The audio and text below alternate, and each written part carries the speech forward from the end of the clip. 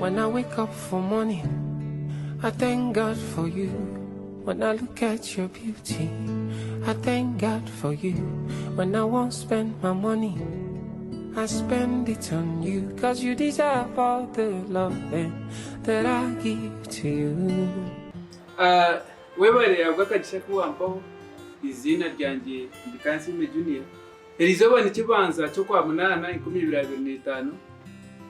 Ekibingi bari kumanya nka Girlfriends Day.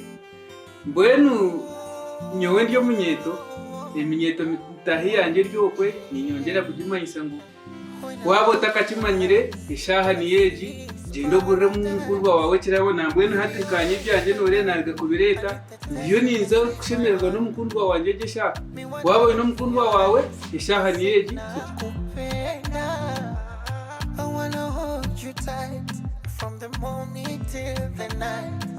Oh, auntie, when you touch me, Elizoba ni cyaje kibanza cyo kwa munana okutwantura social media International Girlfriends Day.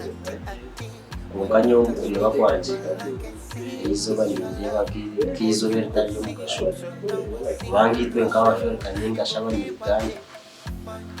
Bile bintu byo kuteka teka okusimira muzambi kuteka izobera nekipe cyari rumba jumbi ningashiki kuteka teka ukikarbumba jumbi.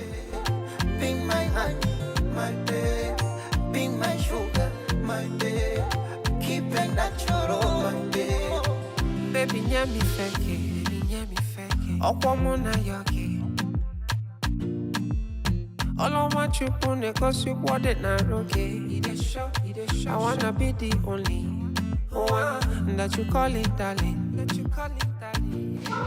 Nshobora tura Girlfriends Day no nshobora tura ondiwe icyo kubanza no kushanga nkanye ndiyo mu rukundo n'umuhoje which means in the girlfriend way then ikindi no kushanga nyine umushinwa wanjye can also be a girlfriend so nshobora tura Be my honey, my babe, be my sugar, my babe, be my lady.